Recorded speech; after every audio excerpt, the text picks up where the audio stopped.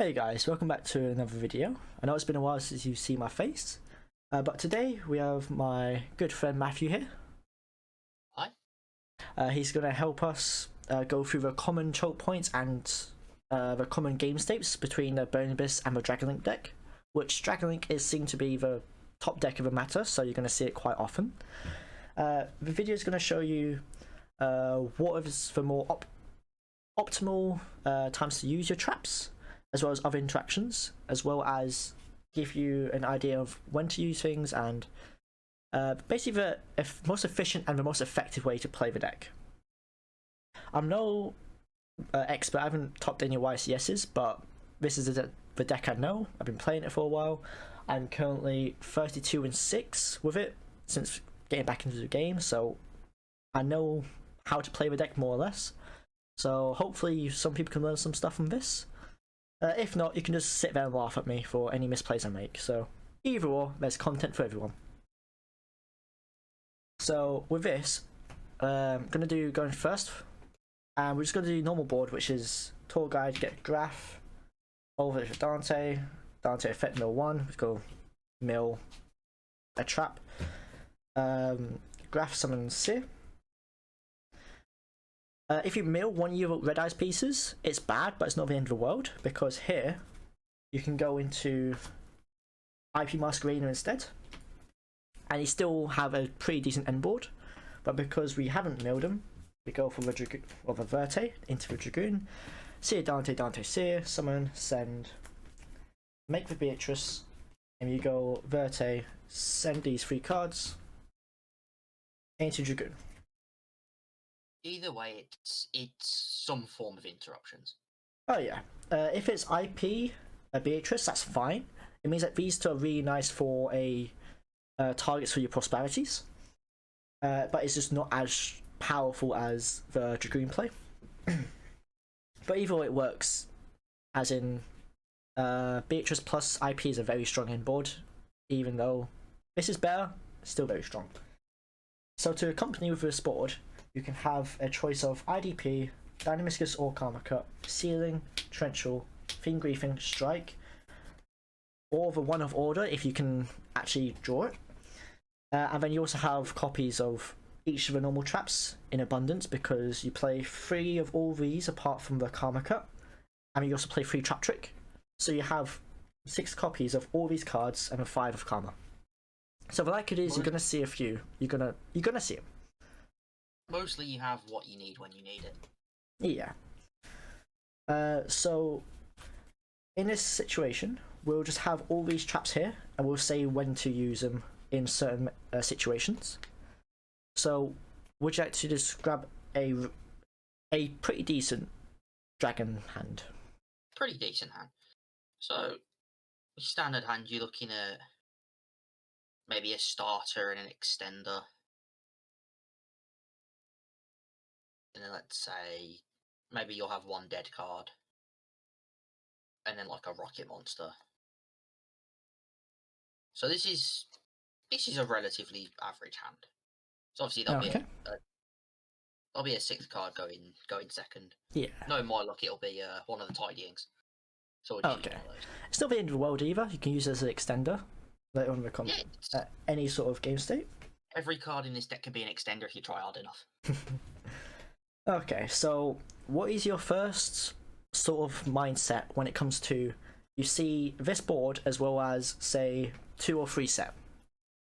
My initial play would be, okay, going Guard Dragon combo isn't very smart, because they'll be, obviously you see the physical interruptions, but you're not aware of what's hidden, and that can catch you off guard very easily. Especially if it's one of these two.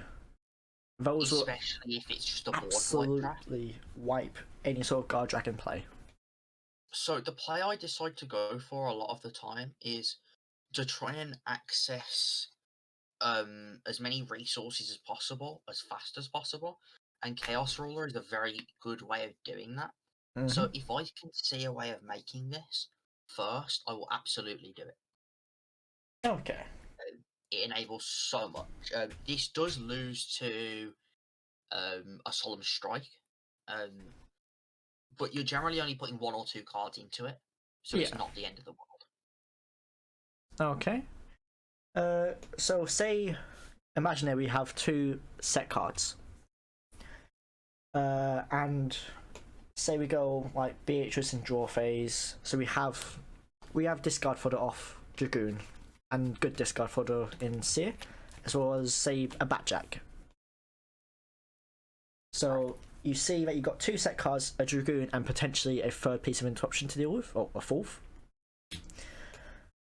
So how would you navigate that? Initially, you want to look for low resource intensive starters. So Quick Launch is an amazing example of that. And that's what I would start with. It doesn't use your normal summon, it doesn't use multiple cards. So we start with a Quick Launch. Almost all of the time it gets allowed through because it is just 1 card. Yeah. If it was Chaos Space, it would be a different example. With Chaos Space, in half the times, if you got the griefing, it's fine. You can just let that resolve because you can. Yeah. If they pitch a light, that's a lot harder to get in the grave than a normal dark. So if they pitch a light, griefing is a very strong option at standpoint. Chaos Space discard a dark. Discard a light into Fiend Griefing to put that back. So if I Chaos Space away this safer, grab a Black Dragon, and you shuffle this back with Fiend Griefing, which also gets you back Jack as well, which is another piece of interaction. With this deck, it is not very easy, unless you have ruler access, to get another light in the graveyard early. So it becomes a dead card. So you've traded 1 Fiend Griefing for 2 cards in the opponent's hand. Yeah. Which is that, in my opinion, is the best time to Fiend Griefing in this deck. Of course. Unless it's in a very simplified game state where you go like a World Legacy Guard Dragon, or if you go a Striker effect, target a recharge engrave. Those are very 2 strong times to use a Fiend Griefing. Anything where I'm targeting in the graveyard, just making me go minus on that while gaining advantage is what you want to use your griefing on. Yeah. Okay, so we go over a quick launch. We'll go with a quick launch. We'll play this out as if we're going through the board. Looking at this hand, the optimal position is if you have Absoluta Dragon here, your play becomes a lot more safe and a lot more aggressive. Yeah. But because I don't have that, Noctivision is absolutely fine replacement for that because you've special summon. Yeah. This lets you access your Chaos Ruler without using your normal summon or committing a lot to the board. And it also replaces itself in the hand once you use it, and it's also protection for the following turns for your tidying. Yes. The protection for the tidying, not many people know about it, but it is very key. If you get Cosmic on the tidying, you banish it to protect it. Unfortunately, you don't get the draw if you use it to synchro, just link. Oh, okay. But it still does its job. Yeah. So in this situation, the only real thing I would do here, if I had any of these, would be if I had one of these 2 plus, say, a Farther or a Graph in hand, because then I can turn the 2 for 1 into a 2 for 2. And in that situation, I feel it's nice enough where, yes, I haven't used normal summon. You do use a resource in hand, but you permanently remove something and you temporarily remove the other thing, so they can't really use that for anything. So if they are stuck to, say, 1 star after that, it's a lot harder for them to play. But in a situation, I feel like if you see a situation where they have a Synchro 8 on board, if you can remove the potential threat without going minus, then absolutely. Or even Needle Sting and Torrential Tribute here are actually pretty good, because if you've already used your Beatrice to send a Batjack, these 2 cards are more or less worthless. Yeah, they're dead in a sense. So if I go with the stuff on board to make a level 8 synchro, you can potentially drop the torrential of a needle sealing here, and it seems pretty strong because it wipes out their field, so they're losing 2 pieces of resources. They're not getting the draw for Noctovision, and then they're also finding a harder way to get into a Chaos Ruler. But other than that, yeah, I wouldn't just go for the 1-for-1, even if it was discarded like a Seer, because you want the Seer off of a Dragoon. Only time to do these is if you have a Graph or a Farther, so you can get rid of the 2 things at once. Or going for the Needle Sling or the Torrential Tribute, just to wipe the field. Because your Dragoon will still stay here, these 2 will go, and it means that they have to put more resources on field, which they just don't, sometimes they just don't even have. And obviously there's going to be situations where this isn't possible. You're not going to be able to make an easy ruler with every hand. Oh yeah. So other optimal ways of using those 4 traps are very similar in what they achieve against this deck. So you'll see going second, there's probably going to be a Romulus at the top. Just simply when they're trying to guard Dragon combo, if they feel like they have the capacity to do so, just hitting them with a Dynamiscus or a Karma Cut on specifically the one in the extra monster zone because it is a higher link that still makes the LP resolve with that effect. Or just Torrential Tribute or Needle Sealing. It hurts so much because you've put a lot into this. Yeah. And there's not much recovery play you can actually get out of that. No. The only time you could is if you have Recharger in hand. But other than that, there's just no real recovery play from that specific situation. Yeah, and the reason why this deck was so strong against hand traps was the fact that you don't get board wiped with hand traps unless it's Nibiru. And then there's a couple of other plays you can do. But where here you've still got Striker Dragon. And that can enable more resource loops with Recharger. So getting hit on LP without removing the LP is fine. It's just you need to be able to remove the threat from the board, and that's what those traps enable. Yeah, of course. Any sort of these traps in this situation, it's if you got no recovery play after that, it is just game. Absolutely. Especially if I've already normal summoned at that point. Oh yeah. Okay, so first step we're going to Chaos Ruler. Say we used one of our traps and it was one of these 2.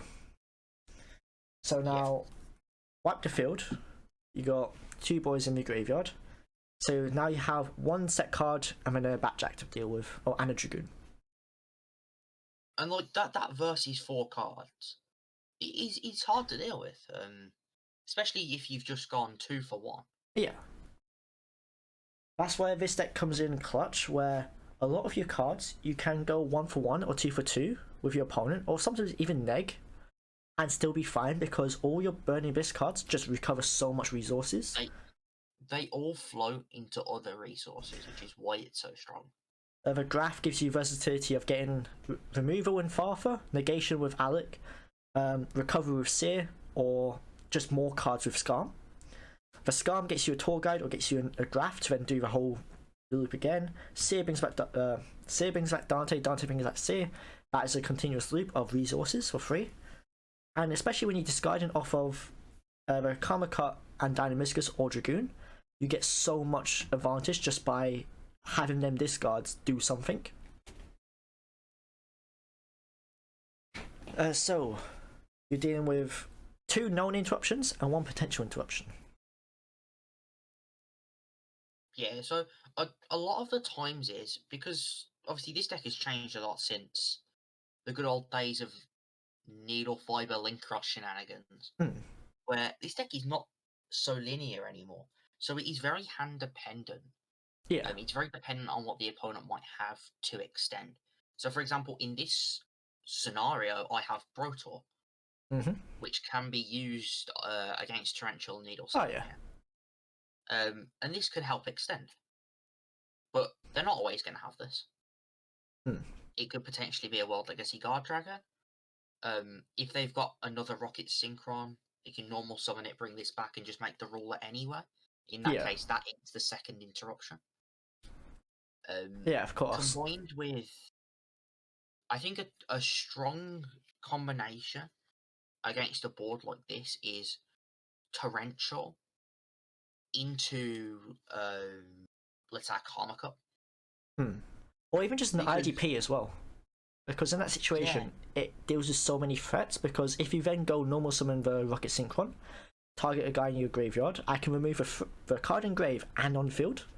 So that's you another. Get rid of 2 threats with 1. Yeah. Because most of my recovery, once you've dealt with the initial board, is the graveyard.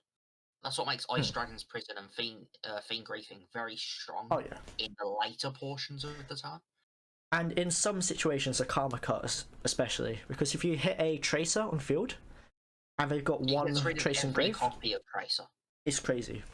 There is always the chance that there's going to be multiple Tracers. Especially if we get into a grind game. If you get into a grind game, the likelihood is they will have multiple Tracers in the grave because it is a key card to go through. There's potentially even going to be multiple Safearts. Safeart is a really important part of this deck's resource loop with Levianeer. Oh yeah. If you lose it is very difficult to come back. So just getting rid of the threat is sometimes just enough. Okay. So from here you had the Brotor in hand. What would be your next play from this situation? So with the Brotor, you can use it to summon itself. Now this is where things get a little bit tricky. There's no light in the graveyard. Yeah. But we have a light in our hand. So if we wanted to, we could discard the Safeart to search Black Dragon.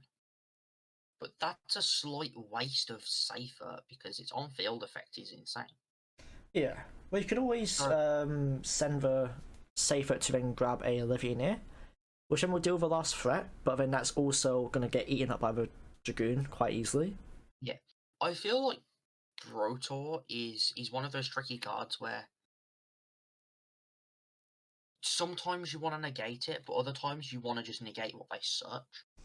Wouldn't a optimal play here be go Brotor, target itself, if it goes through, pitch the Tidying, search for the chamber? That would be the optimal play. And if it gets interrupted, we haven't normal summoned. Yeah. So we can start doing some plays there.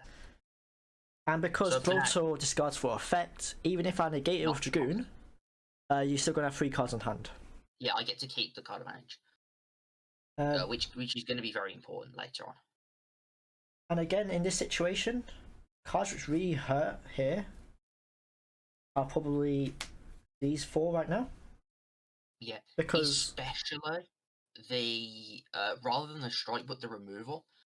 Yeah, because the way Brotor works is if the target is removed from the field before it resolves, you still have to discard. Oh yeah. Which sometimes it can be a plus if you've got multiple cards. But in a limited hand like this, I don't want to discard any of these unless I'm getting something out of it. That's completely understandable. So in this situation, you would say use the 2-for-1 removal on the Brotor, which turns into a 2-for-2. Exactly, because I'm losing a card out of it. And in this situation, I'm forced to actually discard the Tidying, which means I have less follow-up interruption. And then you're still having to deal with a Dragoon on top of anything, plus a potential interruption from Batjack. Yeah, these two on their own, this is actually full combo. But if you've got another Batjack interruption, you can just cripple it. Because I've potentially burned through both of your traps, but if that Batjack can hit you another trap... Or not even a trap, if it hits a Rhino, that Rhino can get a Farfa or a Alec. Or even just a Farfa or like an effect negation on the LP, or on the Romulus, just Farfa getting rid of LP. Yeah. It really does hurt. Okay. So after chewing up the Needle Sealing plus a removal spell for the Brotor, I think in this situation, the BA player is in such well, advantageous position where they just win from just out grinding your opponent and just having more cards. Because if they try and do anything, you go Dragoon negate with a Seer. That Seer then can get you back a Graph, which can get you a Scarm for your tour guide at next turn, or I can get you back a Dante, which is a body. And then next turn, you can just attack with it, go into Downward, go into Zeus, which is another form of interruption. And at that point, when your opponent has very little in terms of card advantage, a Dragoon or a Zeus, even individually, is enough. Oh yeah. And the nice thing about the BAs is they give you so many. It's very versatile in a sense where I can pitch Seer, but then that Seer can get me a Graph. That Graph can get me a Farther, an Alec, a Scarm, a Barber if you're low on life points. The versatility of the Burning Abyss cards, I think, really makes this deck viable this format. And going first against any major contender, such as Dragon Link, Dinosaur, any Eldritch variant, the Burning Abyss versatility will just be. It'll be the driving factor of why you win that match, as well as using your interruptions at the right periods of time. So, say we don't go with Boto, you use Boto, you pitch your Tidying. What would be your target? In this instance, there are a few different options. Because we haven't used our normal summon, we could go for a Rocket Synchron, which would allow us to extend with Noctivision and potentially go into a Chaos Roller anyway. Yeah. There's also the potential of an Absoluta Dragon, because we have a Tracer in hand. Yeah. To get some more free bodies. But I believe because we have the Tidying, and we want to use our normal summon on Safer, I feel like the correct play is Chamber here. So you can pitch a Chamber off of Safer. Because we do have a means of bringing it back immediately after we send it with Safer. Yeah. And this is where this deck is insane in just playing through interruption, because even if this Safer here gets negated, you just keep going. Yeah, and it also replaces a Tidying, so then you can have that for the following turn, which then just gives you so much more interruption in the sense where now I'm not just having to deal with any sort of monster interruption, I now have to worry about your back row, which gives, for Burning Abyss, that is the whole main of the game. Diversify your interruption streams, because if you have all monsters, say Adamancipator, that was all monsters, one Dark Ruin or more can just end that game. Against Dragon Link and against Burning Abyss, for Dark Ruin or more isn't enough half the time, because you have multiple different ways to interrupt your opponent, either via monsters and traps, or sometimes just hand traps will be enough. That's personally why I enjoy this deck a lot as well. It doesn't just lose to a single Dark Roller or Forbidden Droplet, let's say. Even just as underwhelming as a lot of people may think that this looks, just ending on a seal, preferably with a face-up card, because you don't want to lose to just a Lightning Storm on monsters. Or Seal Tidy. People underestimate the power of a non-targeting bounce. Yeah. It can out virtually anything in the game that's not unaffected by card effects. Funny enough, in this situation, versus Seal plus Tidying, at least with Burning Abyss case, dealing with, say, a Trident and Conquistador with Lord and any other trap is easier to deal with than the non-targeting bounce. Because a lot of the time, if it's a unexperienced Zodiac Eldritch player, they won't pop your BAs because you can just go normal summon tour guide and still play. If you make the number 49, that deals with a whole board, because you're going to attack with this, make Zeus, and then just wipe their field. They can remove the Zeus, but you don't care at that point because you've already went so plus on the card advantage. The issue is, Seal can just bounce this for free, and that is the big kicker, because there's no way to bait out the Seal in this deck without potentially going to your side deck. And if you're relying on side deck cards which are not searchable, especially in a 45 plus card deck, like I'm playing 52 at the moment, it's very unlikely to see them. And like Pankratops here is very strong. Like, don't get me wrong, Pankratops breaks this section of the board. But if that was followed up with a Savage on the field as well, there's no way I'm getting through that with just Pankratops. I will need multiple cards to deal with the board.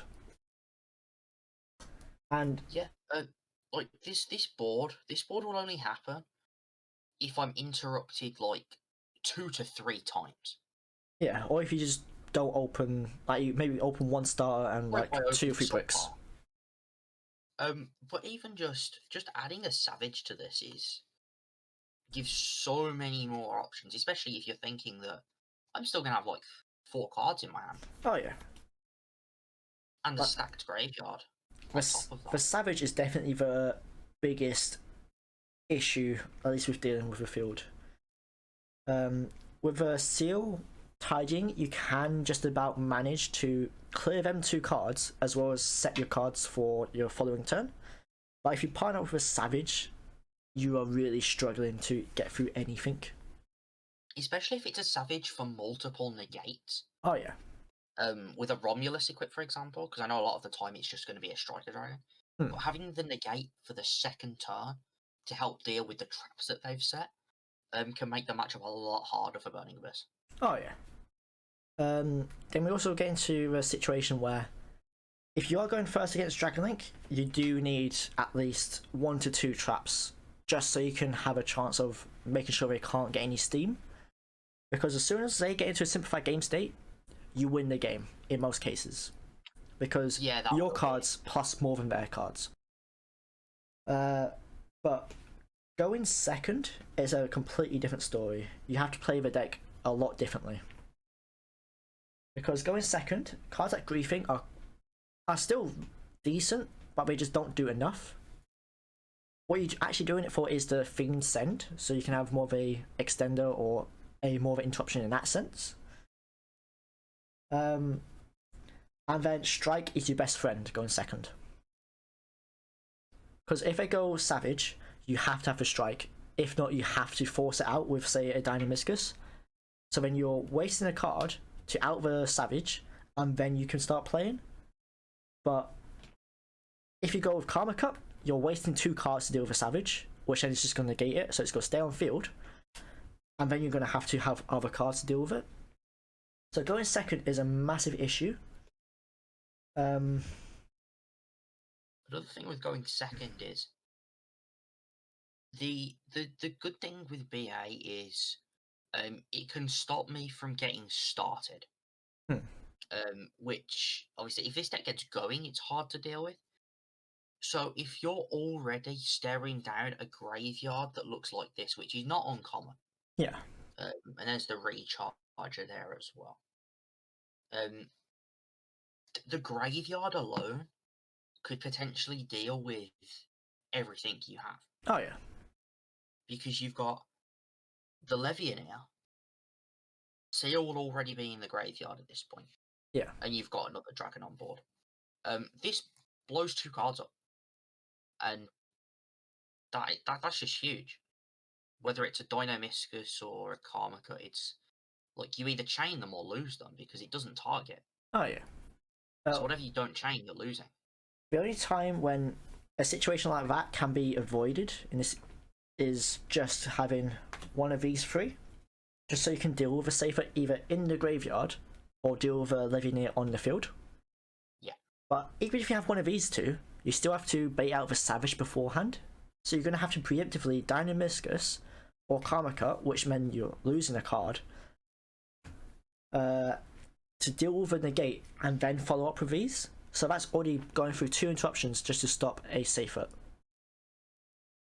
And at that point, At that point, I can OTK you with the cards in my graveyard. Yeah, because you go tidying, bring back Chamber, Chamber then searches, go into Striker, Striker bring back Recharger, Recharger gets Red MD, and then that is just so much advantage just right there. Yeah. Even just linking off the Levian now and bringing it back with Red MD, this is game on board. Yeah. Because if you've got multiple traps, it's unlikely you're going to have Dragoon access or big board presence. So I will just punch you in the face. Oh, and if you the end of the game. Just 2 bounces is enough sometimes against this, because if I start with Tour Guide, you just bounce whatever I summon off a Tour Guide, then I can't do anything else because I can't summon monsters to the field when I have Tour Guide on the field. You do that, then I only have my traps to play with. If it's 2 really random BAs, in that situation, I'd think you would hold any sort of interruption until they get forced out. There's no reason to. If you special summon 2 BAs, there's no reason to do anything. Yeah. Because there's nothing that they can do to deal with the seal. So I'm in control of when I use that. The only time when they could ever do anything to the seal is if they went with Bamboozling Gossip Shadow, which you just don't see. That is the one card I can only think which can deal with the seal. Yeah. But even then... And even then, you still get Seal's Grave effect because it was tributed, and that makes the Tidying live. Oh yeah. So, no matter what... I mean, afterwards, you can just deal with... if it goes to attack, so you can get the Zeus, just bounce the Gossip Shadow. And then I'm forced to have 2 BAs in hand, plus either a Tour Guide or a Graph or a Rhino, plus another BA. And the likelihood of that is little to none. And at that point, you've got so many monsters in hand that you're lacking in trap interruption. Which, especially in this matchup, you desperately need. You absolutely need. Every time I've run into Dragon Link and I've had even sometimes just 1 or 2 traps, it's just not enough against some of their hands because all their spell cards they're so explosive, they put so much on the field for nothing.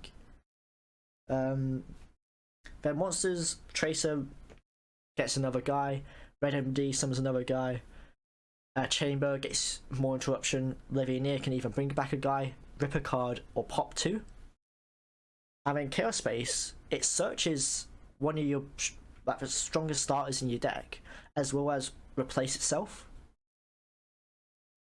Which everything in this deck just snowballs out of control very quickly.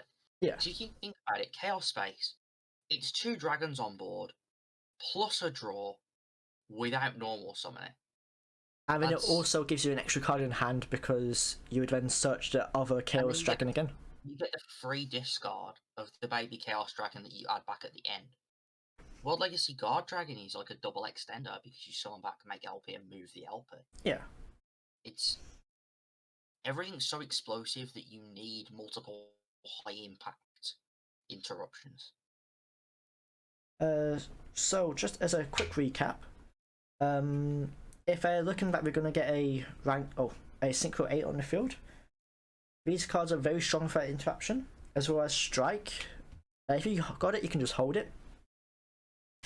Yeah, you can just hold the Strike for the Synchro Summon of Ruler. It also stops them from bringing it back as well, which is very, very strong. It's crazy. Then you'd have to apply pressure later on. You would then have to banish it off of Levianeer or one of the Chaos Dragons, shuffle it back with Chaos Space, and then re-summon it. And then, if you put in so much into doing that, not worth it. Yeah, the Burning Abyss deck is still winning because you've had to jump through so many hoops just to get a card on the field. It's just not worth it. So if I look like we're doing Guard Dragon plays, again, these 4 cards are very strong, as well as Strike is okay, not the best. IDP, if they go LP, summon out Tracer. If they go LP effect, you can just target a problematic dragon in your graveyard, such as Safer.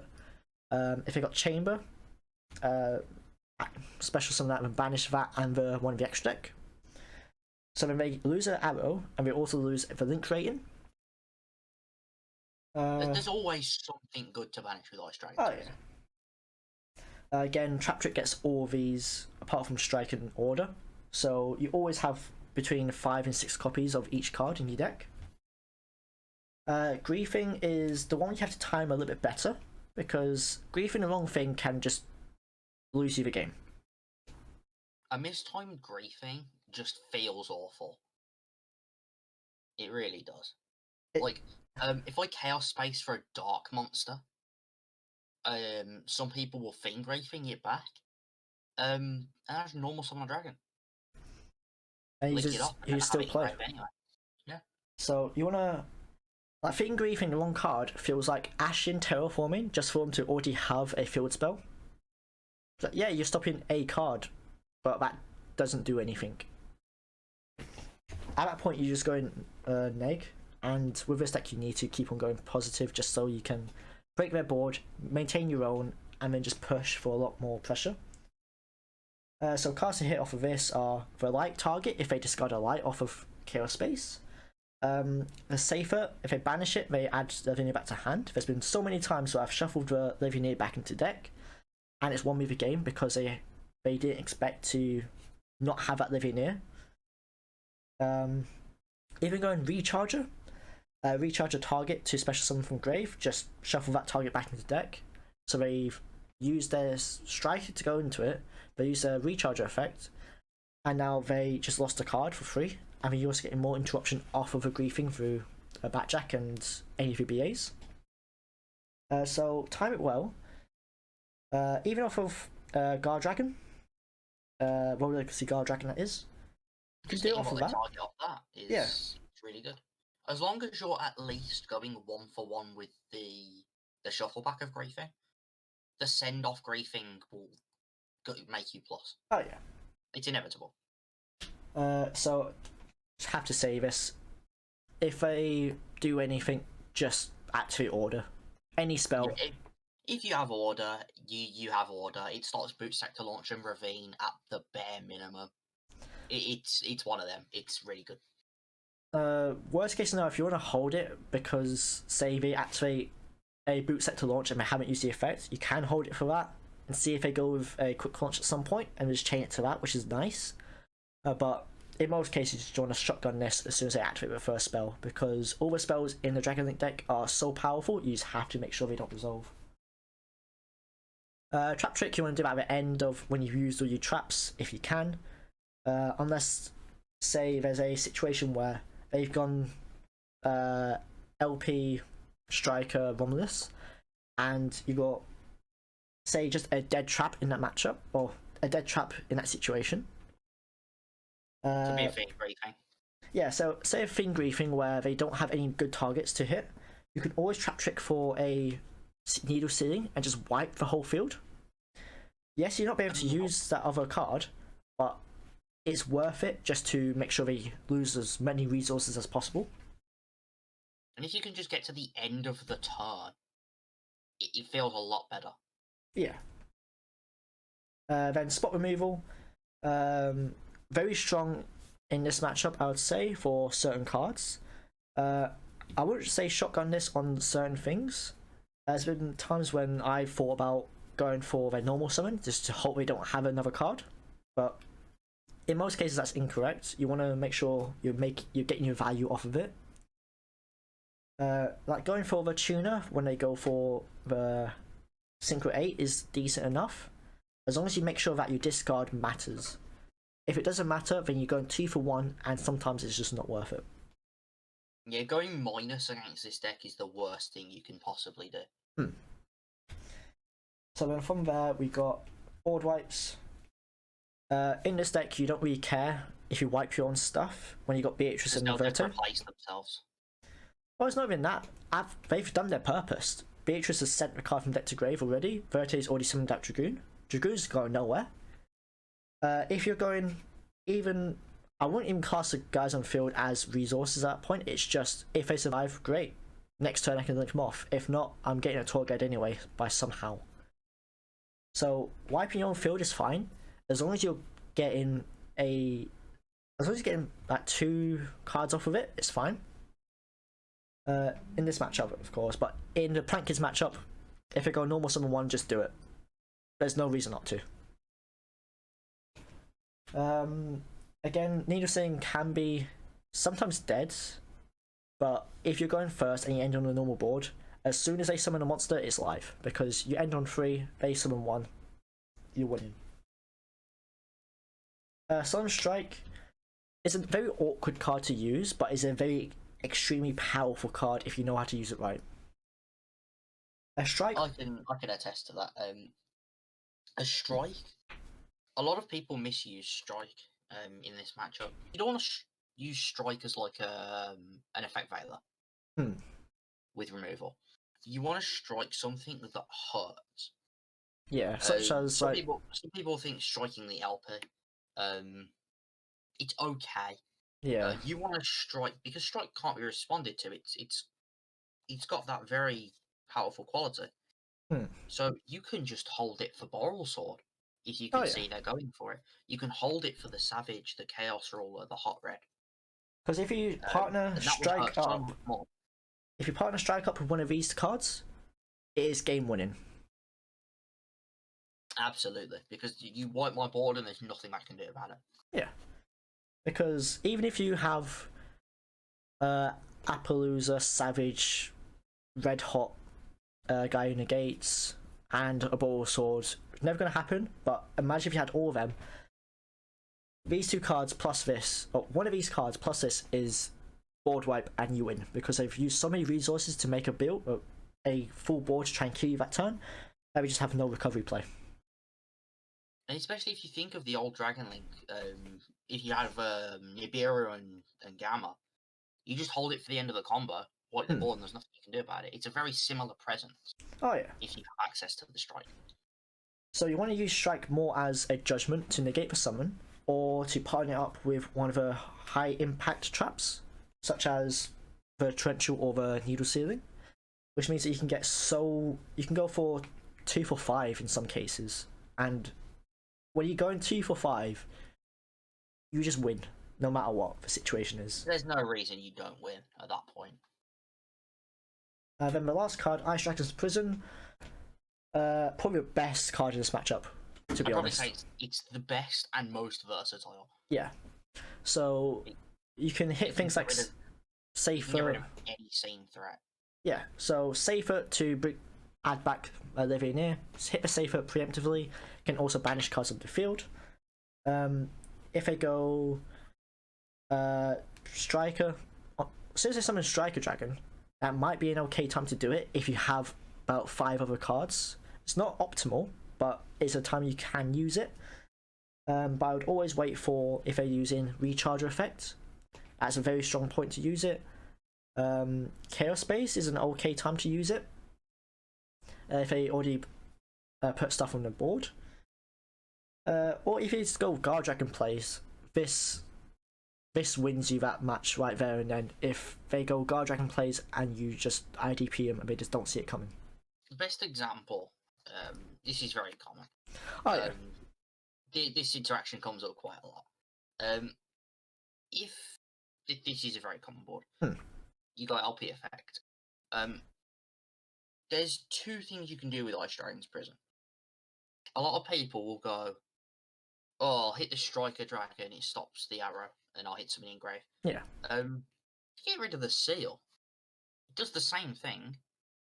Gets rid of one of their best pieces of interruption. As well as if you're banishing, or if you're special summoning the Save It from Grave, or like a Chamber from Grave, that can be massive in the resource game. I've lost so much that I'm not left with much to grind with. Yeah. I have to make my second seal on the first turn. As well as your LP is now resolved without effect. So now LP doesn't really do anything. So from there you can make a second seal, but then you're not doing much else after that. Exactly. So this just makes you a second seal. Cool, if you've got extenders, you can do some cool plays, you can get back into it, but most of the time this is detrimental. Yeah. And then I'd say the last few pieces of interruption would be the Dragoon, and Farfa. Beatrice, which would also extend into Farfa, and occasionally the Alec. It can come up. It can come up with the Alec. Well, I played against Necros, I think about a week ago, and because the incantations, they summon from hand and then from deck, like simultaneously, but the effect goes off. I go chain Beatrice, send Alec. Alec then negates the guy on field on resolution, which then means that it's just an effect there for free. And while I'm doing that, I'm also regaining my resources by this add back Seer with Vedante. So little things like that can come up. In this matchup, it's not too great for Alec, but if you hit it off of a Fiend Griefing, you can just literally send it to grave and negate the LP for this turn, or negate a Red MD. There's a few nice hits you can do with it, but it's not the most impactful card. Farf, on the other hand, if you send that to grave, it is incredible if you can see that they're going for the Guard Dragon play. Because here, if you go Farfa away for a seal, they don't just lose their zone, that seal comes back in the main monster zone, so it can't be tributed. It's useless. It's a 0 attack body that can't do anything. The only time it can actually do anything is if you summon a second seal and then tribute the first seal with a second seal. But then you've still got a 0 attack seal. Yeah. It's already used its effect. It's one of them. It makes the board very awkward to deal with if you Farfa them, or if you mess up their zone placement via the Farfa. Beatrice, depending on the hand, sometimes you want to do it in your draw phase just to get the backjack, just to make sure you don't get Dark Rulered. But if you feel you got two strong traps, plus you got your Dragoon on field, you can hold it for the Farfa play and Alec play, or just backjack late in return, so they don't really expect it sometimes. But this is always nice to do before your Dragoon, so you can get back your Seer, get back your Scarm, discard it off Dragoon, and then get pluses off the discard. And sometimes they do destroy it, and if they do, then you kind of win. But there was one time when Beatrice was destroyed and I had to summon out Dante, because if I didn't, I was going to die. 100%. So, Beatrice, you want to summon purple almost every time, but read the room and check, okay, am I going to die because I'm summoning the big guy? No? Okay, I'm summoning the big guy. Then finally, we got the big boy himself, the man of the hour, the card of the format. Dragoon's Negate, I use very sparingly, especially in this matchup. There's been times where I've kind of got the grips of, okay, their hand's not that good. They're using a lot of resources to get into the normal plays. So if I just let Dragoon negate, say, boot set to launch, that can just be enough. But then other times you just hold it until they force it out. Because if they force it out, they're trying to bait it out as many times as they can before use the worst cards in their hand to try and bait it out. Just don't fall into a trap of doing it preemptively. Seeing the first card I do, I was like, oh, Chaos Space, negate. Because now they can play through.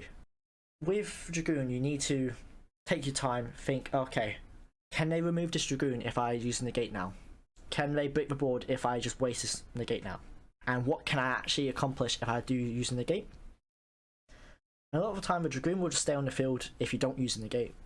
The 3k attack is big enough in some cases.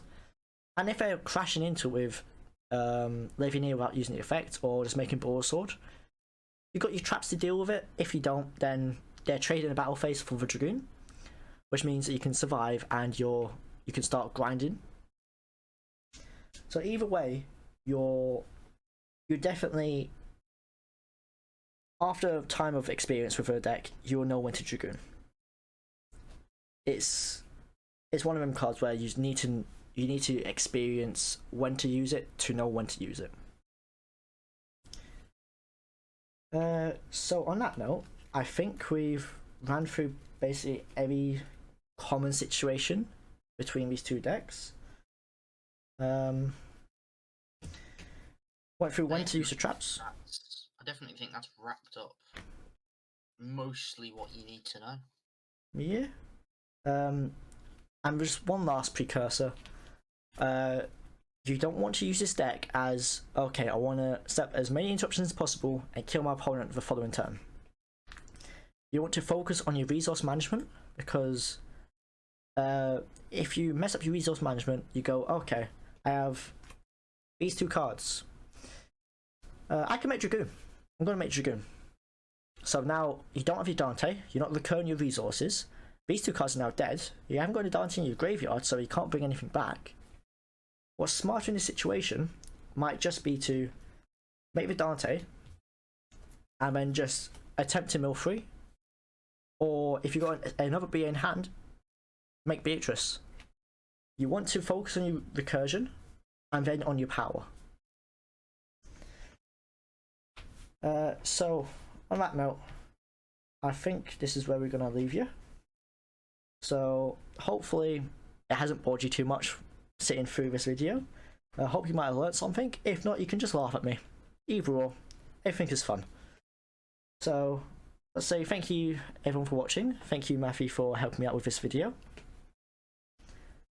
And it's been great. And I'll see you next time. Catch me on stream sometime. Much appreciated. Take it easy, guys.